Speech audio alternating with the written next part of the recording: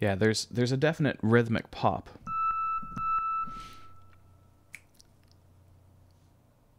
So what I'm going to do is, just to make it softer, I mean, even just a couple of...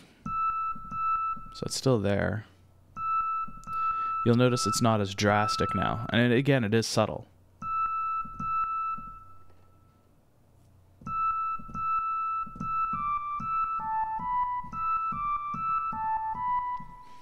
Okay.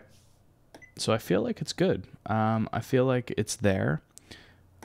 Sometimes I'll mess with this and just see again.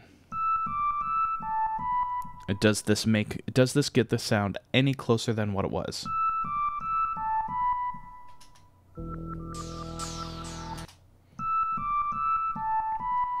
And in this case, just it adds a little bit of something. Maybe a little bit of body, and yeah, you know what? I don't see any problem with that. It sounds good.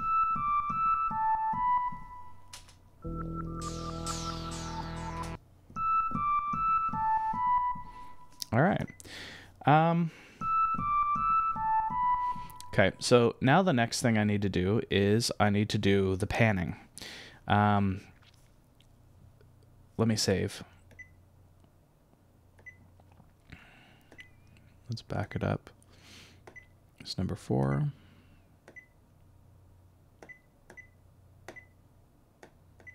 Good, good, good. Ta-da. Okay.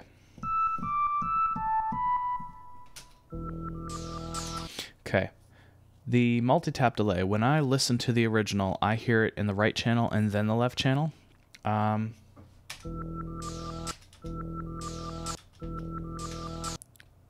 I'm just kind of listening to it repeatedly. What I'm trying to listen for is, does it tap right? Like, is it, like when I hear this, is it right, and then left? So am I hearing right, left, right, left? Is that what I'm hearing? Or am I hearing right, left?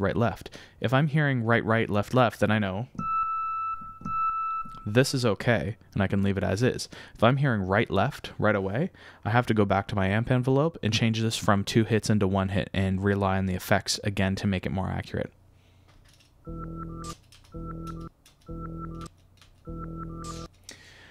And just listening to it briefly, I'm hearing I'm hearing right, left. So that indicates to me that this is entirely dependent on delay. This is not a this is not a manual thing as we've done. Now, I need to go back to 1 anyway. There. So this happens where, you know, I'm programming something and I kind of go through this self process and I go, okay, how close am I? Am I getting closer? Am I getting further away? And as you go into another section, now I'm adding my effects, and I realize I could get away with this. I could leave this just like, okay, that's fine. I could leave that as is. Actually, that was a total lie because it's this one that we're working with, but I'm going to save it back into number 1 as well. Oh, I'm hitting all kinds of buttons and not paying attention. Here, hang on. There. I'm going to get rid of this number. There. Yes, I'm sure. I was still sure then too. Okay. You know, I could very well just hand this off now and be like, okay, guys, here you go. And most people would be totally fine with that. The problem is that it is not accurate. There is still more to the sound. So I need to go into the effects. Now, first things first, let's make sure it plays properly. So knowing in advance that the effects are going to manipulate the sound in a particular way, I want to change it so that it plays the way a regular sound would, and let the effects do the majority of the work. So what that means is all I need to do is get rid of this bump down. So this thing that kind of goes down here, if I get rid of that, should be fine. Even if I just have my you know, attack slow, straight across the top and then down, I'm fine with that too. So I'll notice my attack here is talking about this upper point. It's at 89. My break is like, well, where does it come down to? And then where does it finally sustain on before it releases? So I'm good. If I were to change this to 89, it should bring this dot up. So I'm going to just type in 89. Yeah, and you'll notice it's hard to see, but there are actually 2 dots there. And then my sustain, I'll put this up to 89 as well. And the sound changes.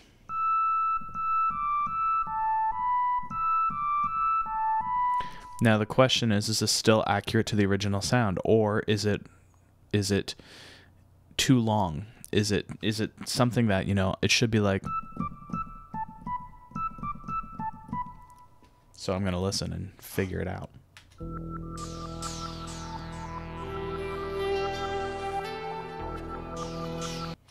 So something that's interesting that I'm hearing now that I'm listening to it with the mindset that the delay is going to handle the bouncing or the double attacks, I'm hearing the note lasting a very finite amount of time. So it's like, so it could be the playing, which I assume is the case. It is possible, however, that you can have your ADSR set up so that if I just press and hold, it'll just automatically last the amount of time that the ADSR is designated. So you could have your sustain drop to nothing only after your attack and your break have been set. So your sustain, just to show you what that would look like. What happens is this slope between the break and the sustain becomes your release, we'll say. And so what I can do is I can increase this. And now listen what happens. This is with me holding the key down, so I could drop it down and go. Now it's releasing too quickly, so if I make the slope match the release, there. Even if I hold down the notes too long, which I'm doing, it automatically releases. Okay, so that's an approach. It's really up to the performer, and this is where that developing or the programming comes in. So I'm actually going to leave it like this because it sounds like it's pretty good for timing. And now I can work purely on my effects section. So now we'll go back to my insert effects. We're going to turn on the multi-tap delay, and I'm going to go back to the delay, and we need to get the tap tempo to be accurate. Now, first things first, it's really wet. I want to drop that down a whole bunch.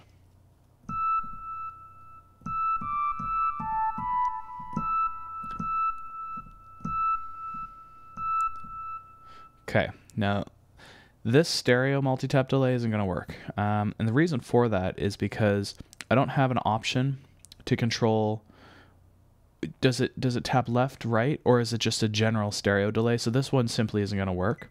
So I need to go back and see what other ones are around there. And sometimes it could be something like a tape echo. That might work. Okay, so it's obviously a little bit busy. It's wet, but that being said, when I look at this, the tap position, I get to control the pan. Now, when I listen to the actual clip, and let's play that now. What I'm hearing is I'm hearing 2 distinct taps, and that's it. I'm not hearing it tap over and over and over again. There's definite ambience, which is where this effect here comes in the overb. But this, I'm only hearing 1 tap. So here's what I'm going to do. I'm going to drop tap 2, 3, and 4 down to nothing. Well, there is only a tap 2 and 3. For some reason, I guess. Just assume there was a tap 4. And then we're going to take the tap level, and I want this to pan totally left.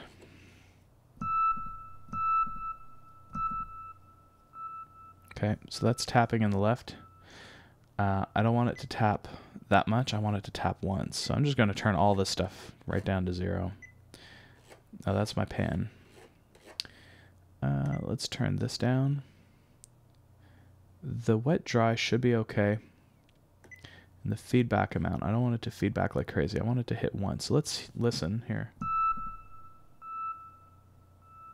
No, it's still tapping too much.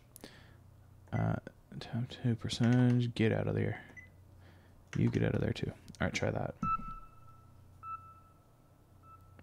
Yeah, it's still tapping. That's okay. We'll just drop this down a little bit more. So the feedback, I believe, I'm not an effects master here, but I believe the feedback level is saying how much of the tap happens repeatedly. So what percentage of the tap goes into the next tap. So if I'm correct, that's it. So the feedback level is saying, okay, after your first tap, what percentage of this feedback goes into the next tap? And so when I put it down to 10, it's like it goes from, 100% to 90% to 10% of 90%, and then 10% of that, and so on. Here, if I set it to 0, I get one tap, my second tap, well, I guess technically it's the first tap, and I get to choose how loud I want it to be. Now, it is quieter than the first one. If I do this and I put 100, it goes one tap in here. So it does one tap, and then the next tap is just as loud as the first one. Well, when we were looking at the ADSR earlier, we kind of, and I say I kind of decided that it's probably the second tap is quieter.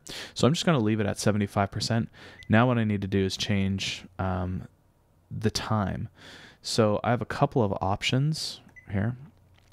I can say, is that a tappable field? It doesn't look like it.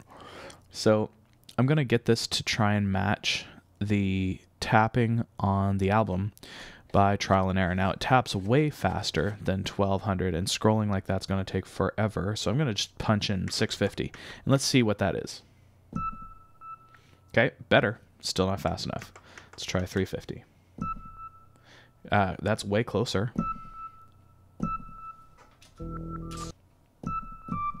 Okay, so if I play in tempo with the song,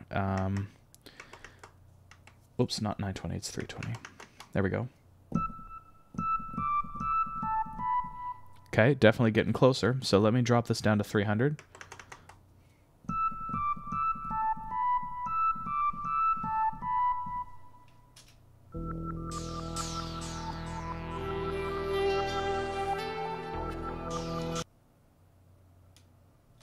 Okay, now when I'm listening to it, I hear the initial tap being much louder, but I get the impression that there are additional taps just kind of listening to it later on. So if I listen a little bit further into it,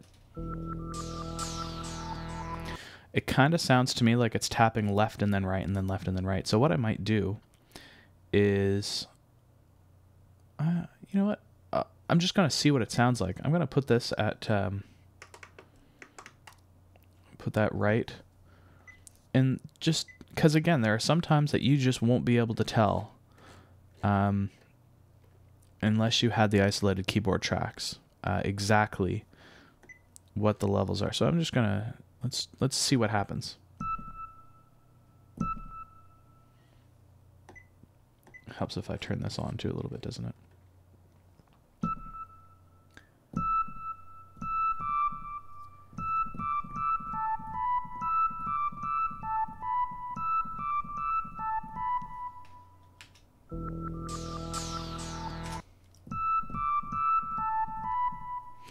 All right.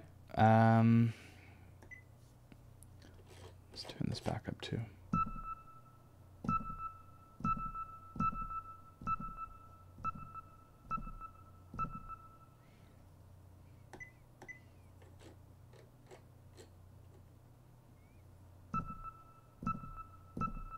Now, funny enough, I'm hearing it tap in the right ear first.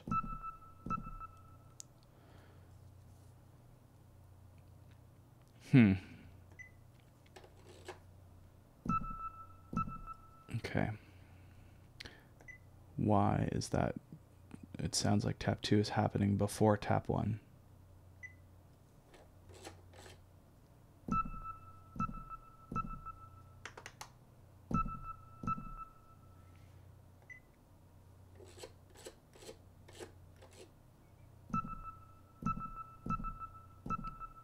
Yeah, it definitely is. So let's see if it's one of those ones that tap 2 doesn't happen chronologically.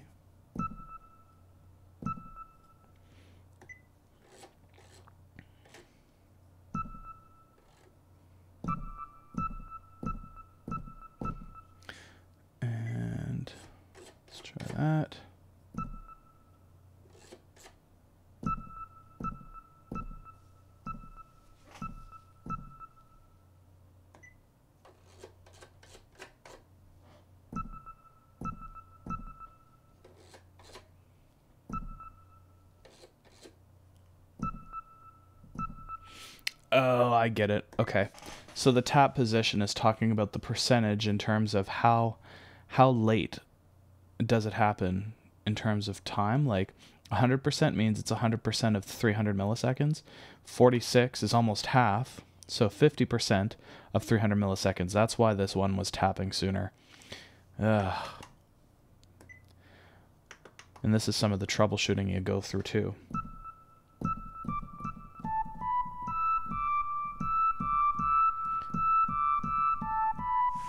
Okay, let's listen again to the original.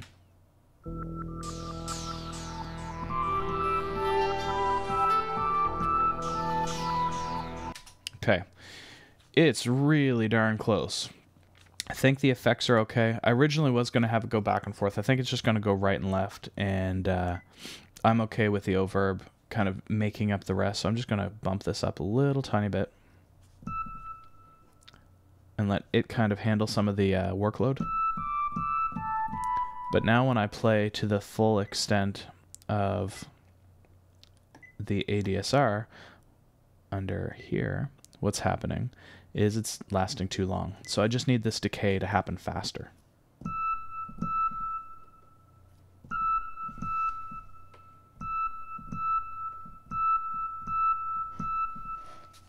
Let's drop the slope down, make it a little bit more apparent that it's ending.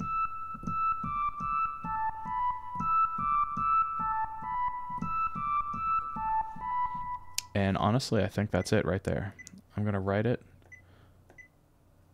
And let's compare it to the original now.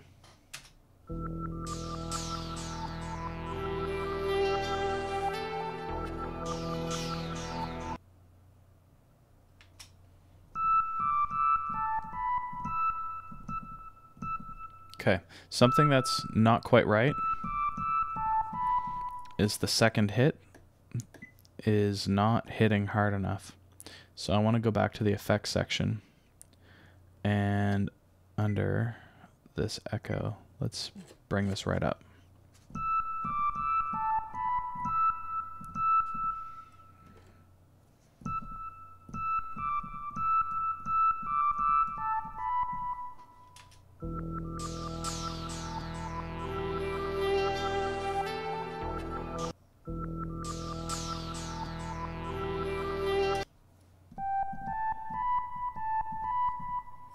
Okay, there's still something not quite right about it. And I can't put my finger on it exactly. I want to say it could be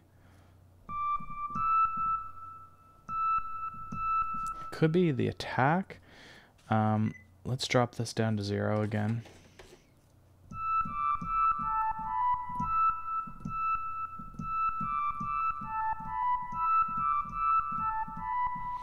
Now there is another possibility. I mean, this definitely sounds better.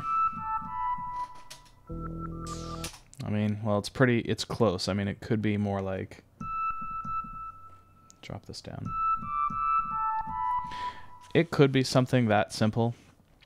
The other possibility, and I want to write this real quick because I think this is, again, one of those steps. I don't actually know if there's a reverse echo on here or not. There probably is. Whoops. So I just want to see. This might be useful.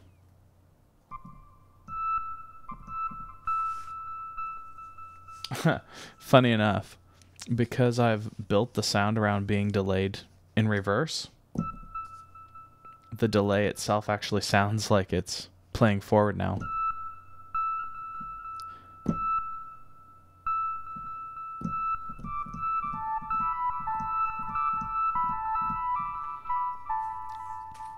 All right, I'm gonna exit out of here and then just kind of get off the program and go back in, because what that does is any changes you've made, if you're not trying to save it, it'll just revert them.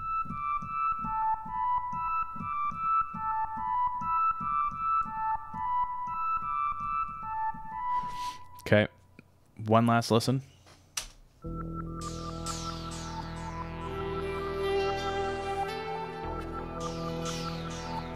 Okay.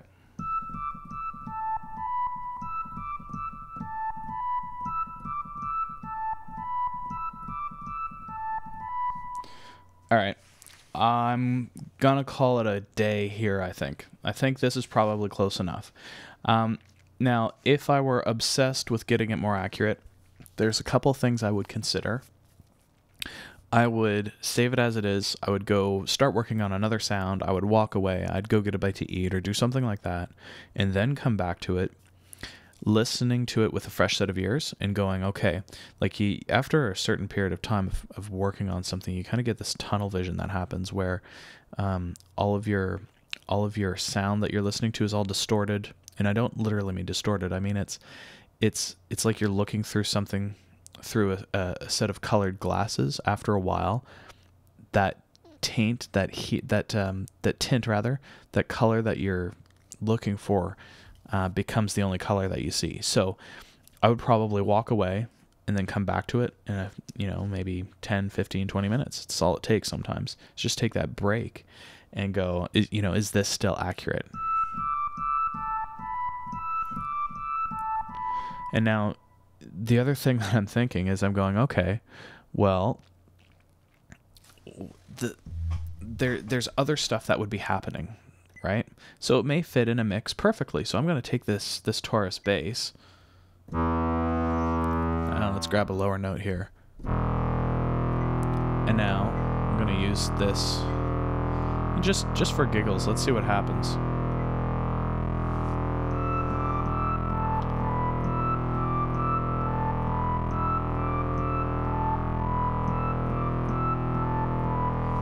Okay, so it's still not right. I can hear it. I can tell that it's not right because this reversed wispy kind of effect, this sucking in sound. As soon as I put it in a mix, I can't hear it anymore. So this is one of those times where I'd have to walk away and come back to it. I'm going to leave this one as it is. It's close enough. And, I don't want at the end of the day, how close do I want it to be is entirely dependent on how much time you want to spend on it. And, I've gotten to a point where I feel it's close. If somebody really wants to take it a step further and nail it, then go for it. The fundamentals of the sound are there. So I'm going to leave it as that and call it a day. Hope you enjoyed. And if you have questions, let me know. Thanks.